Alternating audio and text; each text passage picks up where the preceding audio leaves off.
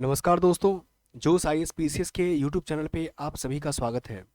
दोस्तों, हम लोग अभी यूपीएससी प्रीलिम्स 2023 के जो पेपर एनालिसिस कर रहे हैं, उसमें हम लोग का थीम है कि UPSC prelims through common sense, यानी कॉमन सेंस से हम लोग यूपीएससी प्रीलिम्स को कैसे पास करें। ठीक है, जीएस खासकर सेक्शन को।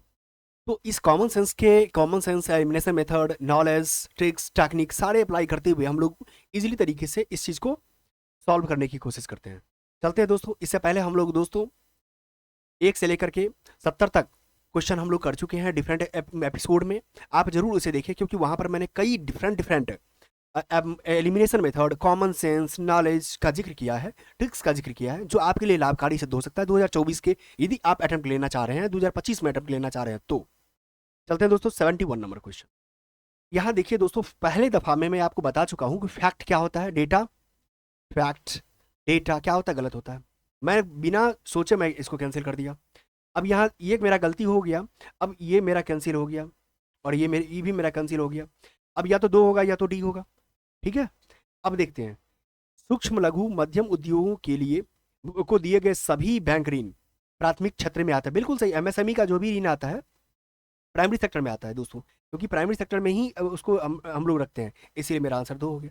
देखिए दोस्तों, कितना इजीली हम लोग आंसर फाइंड आउट कर रहे हैं। अब आपके पास ज्ञान है, नॉलेज है। अब जाइए एमएसएमई की साइट पर, और वहां पर देखिए कि 2006 में जो रिफॉर्म किया गया है, उसमें न्यू जो 2020 में भी रिफॉर्म किया गया है, उसका क्या एमएस मीडियम माइक्रो जो एमएसएमई का जो मेन क्राइटेरिया है क्या क्या है, उसमें कितना तक है। ठीक है, 72 नंबर क्वेश्चन पर हम लोग देखते हैं। क्योंकि हम लोग दोस्तों नॉलेज से नहीं, नॉलेज देने वाले बहुत लोग हैं, लेकिन आपको नॉलेज से सिर्फ नहीं पास करेंगे, इस यहाँ पर ट्रिक्स भी अप्लाई करना पड़ेगा। नेक्स्ट दोस्तों देखते हैं 72 नंबर। कहता है केंद्रीय बैंक मतलब सेंट्रल बैंक डिजिटल करेंसी। ये दोस्तों बहुत ज़्यादा चर्चा में था, करंट का इकोनॉमिक्स का क्वेश्चन बहुत चर्चा में था। ठीक है, बहुत करंट का क्वेश्चन है। अब कहते हैं सेंट्रल बैंक डिजिटल करेंसी के बारे में बात हो रही है। अब हम देखते हैं इसमें क्या है, मेरा इसमें क्या ट्रिक्स अप्लाई मेरा होता है। कहता है यूएस डॉलर या SWIFT प्रणाली का उपयोग कर जो बात की जा रही है, यानी ये जो IWF नहीं है बल्कि स्विफ्ट प्रणाली है। स्विफ्ट है, क्या है, स्विफ्ट है। जो मैसेजिंग सिस्टम आप जानते हैं, ग्लोबल लेवल पे जो ट्रांजैक्शन किया जाता है, वो जो मैसेजिंग सिस्टम होता है, ये मेरा स्विफ्ट है। और US डॉलर प्रणाली के उपयोग किए बिना डिजिटल मुद्रा में भुगतान करना संभव है। बिल्कुल संभव है दोस्तों, बिल्कुल संभव है। कोई जरूरी नहीं है स्विफ्ट को हम स्विफ्ट के अकॉर्डिंग चले। रसिया, स्विफ्ट ने तो रसिया को बैन कर दिया, तो रसिया आपने डेवलप कर लिया। ठीक है, अब देखिए, कोई डिजिटल मुद्रा इसके अंदर प्रोग्रामित प्रतिबंध, जैसे कि इसके व्यय के समय ढांचे के साथ वितरित की जा सकती है। बिल्कुल सही है, की जा सकती है। ठीक है, यहाँ पर अब जान दूसरा ट्रिक्स मेरा क्या कहता है। ये मेरा ट्रिक्स कहता है यदि किसी में कैन लगा हो, ये सकना लगा हो, ये मेरा जनरली क्या होता है, सही रहता है। ठीक है, इसीलिए मेरा क्या हो गया, सी। नेक्स्ट चलते 73 नंबर क्वेश्चन दोस्तों। 73 मेरा क्या कहता है, ये भी फैक्चुअल क्वेश्चन है दोस्तों। ये फिनांस से क्वेश्चन है कि वित्त के संदर्भ में शब्द बीटा किससे संबंधित संबंध रखता है। अब देखिए बीटा, अब देखेंगे, अब एक एक करके हम आपको ट्रिक्स डेवलप करवाते हैं कि क्या इसमें मारना चाहिए। अब आपको माइंड रखना है कि यहाँ कोई भी काम वित्त आना चाहिए और बीटा आना चाहिए। अलग अलग प्लेटफॉर्म से साथ किसी किसी परिसंपत्ति को खरीदने और बेचने की प्रक्रिया। अब देखिए, किसी प्लेटफॉर्म पोर्टफोलियो प्रबंधन की जोखिम और प्रतिफल के बीच संतुलन लाने की निवेश कार्यनीति। यहाँ इन्वेस्टमेंट की बात कर रहा है। ठीक है, गलती कर देते हैं। नेक्स्ट कहते हैं एक प्रकार का व्यवस्थागत जोखिम, जो यहाँ व्यवस्थागत जोखिम की बात हो रही है। ठीक है, जो मतलब जो एनपीए की बात होती है उससे संबंधित है ये, लेकिन एनपीए संबंधित है ही नहीं बीटा। ये मेरा कैंसिल हो गया। जो वहां उत्पन्न जो पूर्ण प्रतिरक्षा संभव नहीं है। अब मेरे पास 50-50 चल रहा है, या तो होना चाहिए ए या तो डी। देखते हैं डी पर के एक संख्यात्मक मान जो पूरे स्टॉक मार्केट में, स्टॉक बाजार में होने वाले परिवर्तनों के प्रति किसी स्टॉक के विचरणों को मापता है। बिल्कुल सही। देखिए दोस्तों, लगता भी है कि एक मेरा डेफिनेशन की भांति है। क्या है, डेफिनेशन की भांति है, मतलब एक परिभाषा संबंधी लग रहा है। ठीक है, इसके बारे में डिफाइन कर रहा है, लग रहा है क्या डिफाइन कर रहा है। मेरा क्या होगा, डी आंसर होगा। याद रखना, जहां डिफाइन की बात आती हो, खासकर जो कोई वर्ड का जो डिफाइन किया एसोसिएशन में दिया रहे, आप उसको साथ जा सकते हैं। 74 नंबर क्वेश्चन देखते हैं दोस्तों। यदि कोई भी आपको वर्ड को लेकर के मिसमैच होता हो, आप यहां से जरूर देख सकते हैं पॉज करके। ठीक है, नेक्स्ट हम लोग चलते हैं 74 नंबर क्वेश्चन। 74 नंबर में क्वेश्चन में कहाँ पर ट्रिक्स मेरा अप्लाई हो रहा है या नहीं हो रहा है, ये सबसे पहले देखते हैं। ये देखिए दोस्तों, इकोनॉमी का क्वेश्चन है। यहाँ पर क्या दिया हुआ है कि अब देखिए, मैं आपको बोला हुआ था कि 3 विकल्प में 3 का 3 सही नहीं होता है, टोटल नहीं देगा। ये साइंस का क्वेश्चन नहीं है दोस्तों कि मैं थोड़ा देर के लिए सोचूं, साइंस और ईबीएस का नहीं है कि मैं सोचूं कि यार हो सकता है 3 का 3 सही हो। ये मेरा कैंसिल हो गया, ठीक है। अब देखिए, और एक का एक भी नहीं होगा, यानी मेरा 50-50 मैं पहुंच चुका हूं। देखिए दोस्तों, मैं कितना बिना पढ़े क्वेश्चन को मैं 50-50 पे चला गया। अब देखते हैं पढ़ के इसमें कौन एक गलती हो रहा है। कहता है कि सेल्फ हेल्प ग्रुप यानी स्वयं सहायता समूह, सेल्फ हेल्प ग्रुप कार्यक्रम मूलतः भारतीय स्टेट बैंक द्वारा वित्तीय रूप से वंचितों को लघु ऋण प्रदान कर प्रारंभ किया गया था। दोस्तों देखिए, एक्सट्रीम वर्ड को मैंने बोला हुआ था बार बार नोटिस करने के लिए, एक्सट्रीम वर्ड, ये मूलतः। दूसरा, स्टेट बैंक, भारतीय एसबीआई, यानी देखिए यूपीएससी मैनिपुलेट यही किया है आपके साथ कि आपको कितना इजी दे करके भेज रहा है कि दोस्तों जाके बना दो। ये मूल था, ये गलत हो गया मेरा। मुझे नहीं मालूम कि क्या है, मैं तो नॉलेज के आधार पे जाऊंगा तो मैं बता दूंगा आपको। स्टेट बैंक की जगह पे नाबार्ड होता, क्या होता, नाबार्ड होता। लेकिन मैं आपको नॉलेज अभी नहीं जा रहा हूँ, मैं ट्रिक्स के साथ अप्लाई कर रहा हूँ। ये मूर्ता मेरा क्या हो गया, गलत हो गया। अब एक मेरा गलती हो गया, मेरा आंसर आ गया। यही तो मुझे खोजना था, यही मुझे खोजना था कि मेरा, और ये मेरा सही हो जाएगा। अब पढ़ लेते हैं। इसी सेल्फ हेल्प ग्रुप में समूह के सभी सदस्य उस ऋण के लिए उत्तरदायी होते लेते हैं जो ऋण कोई अकेला सदस्य, बिल्कुल सही है। सेल्फ हेल्प का मतलब भी होता है कि सामूहिक रूप से एक मदद करना। क्षेत्रीय ग्रामीण बैंक और अनुसूचित वाणिज्यिक बैंक में, कॉमर्शियल बैंक की बात हो रही है, जो शेड्यूल कॉमर्शियल बैंक बात, सेल्फ हेल्प ग्रुप समर्थन बिल्कुल सही है। मेरा आंसर आ गया। देखिए दोस्तों कितना ईजी मेरा आंसर जा रहा है। 75 नंबर क्वेश्चन पढ़ के देखते 75 में क्या बोलता है। 75 में क्या कहता है कि भारत की सार्वजनिक क्षेत्रक स्वास्थ्य देखभाल प्रणाली, यानी पब्लिक सेक्टर की बात कर रहा है, public sector health care system सीमित निरोधक वर्धक पुनर्स्थापक देखभाल के साथ मुख्यतः रोगनाशक व्यवस्था पर ध्यान केंद्रित करती है। कह सकते हैं कि पब्लिक जो हेल्थ केयर सिस्टम है वो तो इस पर काम करती ही है, ठीक है। भारत के स्वास्थ्य देखभाल प्रदान करने के विकेंद्रीकृत डिसेंट्रलाइज्ड उपागम के अंतर्गत राज्य प्राथमिक रूप से स्वास्थ्य सेवाओं को जुटाने के लिए उत्तरदायी है। दोस्त मैं तो ये भी पढ़ा हूँ कि स्टेट जो होता है, हेल्थ स्टेट के अंतर्गत आता है, ये भी सही है। क्या सच में ये बात इसका डिफाइन कर रहा है? ये नहीं, ये तो बात कर रहा है, ये अलग फैक्ट दे दिया कि राज्य जो है हेल्थ के लिए जो है रिस्पॉन्सिबल है, और यहाँ बात बोल रहा है क्या कि पब्लिक सेक्टर स्वास्थ्य देखभाल जो है इसके लिए काम करता है। दोस्तों दोनों सही है बट डिफाइन नहीं कर रहा है, इसलिए आंसर क्या होगा, अभी होगा। नेक्स्ट चलते हैं 76 नंबर क्वेश्चन। 76 में दोस्तों मेरा क्या कहता है, यहाँ देखिए यहाँ क्या बात हो रही है। बार बार समझना है कि कहाँ पर यूपीएससी मैनिपुलेट कर सकती है, कहाँ जनरल स्टेटमेंट दे रहे हैं। यहाँ कहता है कि संयुक्त राष्ट्र संघ की विश्व जल विकास रिपोर्ट 2022 के अनुसार भारत प्रतिवर्ष क्या कर रहा है कि भौम जल की 1/4 से अधिक जल का निष्कर्षण करता है, ठीक है, निष्कर्षण करता है, ठीक है। मान लिया कि ये रिपोर्ट करंट का होगा और यहाँ कर रहा है, क्योंकि हम लोग क्या करते हैं कि सबसे ज़्यादा सिंचाई में करते हैं यूज, सिंचाई में का यूज करते हैं, ठीक है, सबसे ज़्यादा सिंचाई में यूज करते हैं। तो ये हो सकता है, मैं मानता हूँ कि करते होंगे हम लोग 1/4। फिर कहता है कि भारत को अपने राज्य क्षेत्र में रहने वाली विश्व की लगभग 18% जनसंख्या के पेयजल और स्वच्छता आवश्यकताओं को पूरा करने के लिए प्रतिवर्ष विश्व के भौमजल, दोस्तों देखिए यही तो बात मैं कह रहा हूँ। यहाँ बात हो रही है, यहाँ दे दिया है 1/4 जल निष्कर्षण करते हैं, यहाँ दे दिया पेयजल और स्वच्छता, यहाँ पर मैंने बात की सिंचाई, ये मेरा गलती है। यहाँ क्या होना चाहिए, सिंचाई होना चाहिए, ये गलत हो गया, ठीक है। अब यहाँ पेयजल और स्वच्छता की जगह सिंचाई होना चाहिए, मेरा आंसर सही हो जाता, बट ये मेरा नहीं है, गलती है, इसीलिए मेरा आंसर क्या होना चाहिए, यानी ए सही है और दूसरा क्या गलत है, यानी एक सही है और दूसरा गलत है, यानी मेरा आंसर सी चला जाए, ठीक है। और ये फिर दूसरा, अगर मैं ट्रिक्स की बात करूँ, ये मेरा फैक्चुअल है, पेयजल की जगह कोई और भी तो दे सकता था।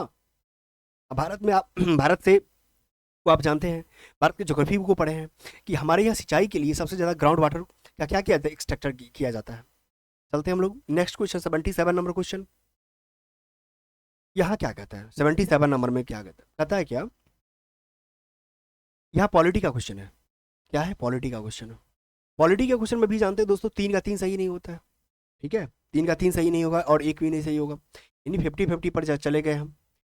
यहाँ क्या कहते हैं, कोई ना कोई एक तो मुझे गलत होगा इसमें। हम लोग देखते हैं पहले, भारत के संविधान के अनुसार, ठीक है, केंद्र सरकार का यह दायित्व है कि वह राज्यों के आंतरिक विक्षोभों से बचे। दोस्तों ये सच बताऊं तो ये मेरे लिए पीवाईक्यू है, आपके लिए हो सकता है कि ना हो या हो। ये जब मैं सीडीएस का क्वेश्चन देख रहा था तो सीडीएस का क्वेश्चन में ये था क्वेश्चन, ठीक है।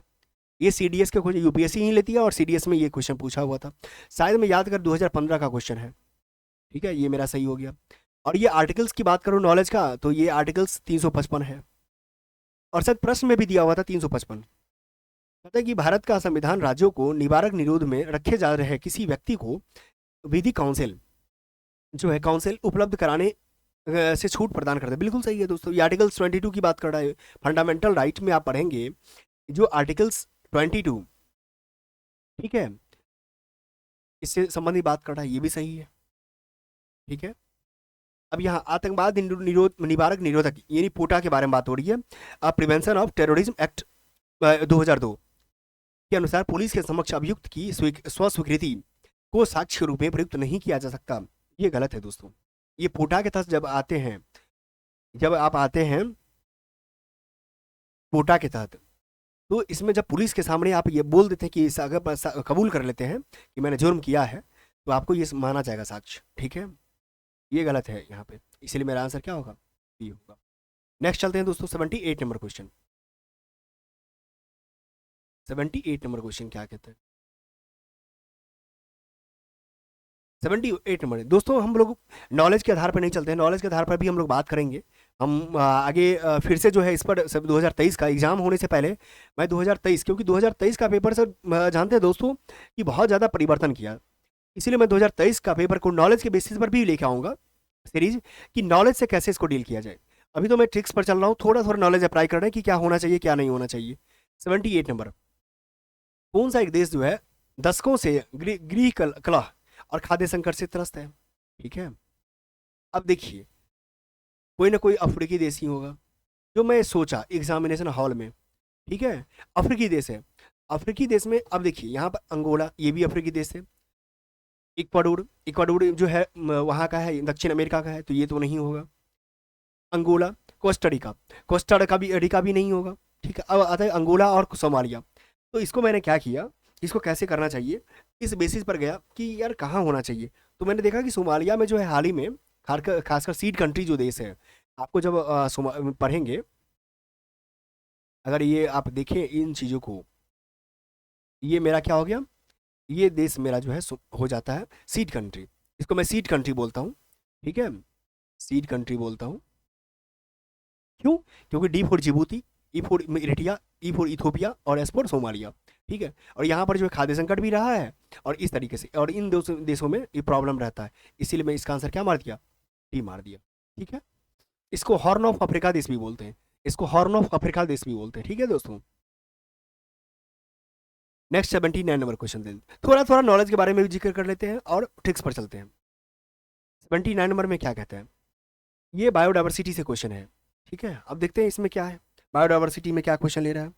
और याद रखिएगा ईवीएस में मैं आपको बताया हूँ, ईवीएस में टोटल सही होने का चांसेस रहता है, यानी 2 का 2 सही होने का चांसेस रहता है, या जितना भी दिया रहता है।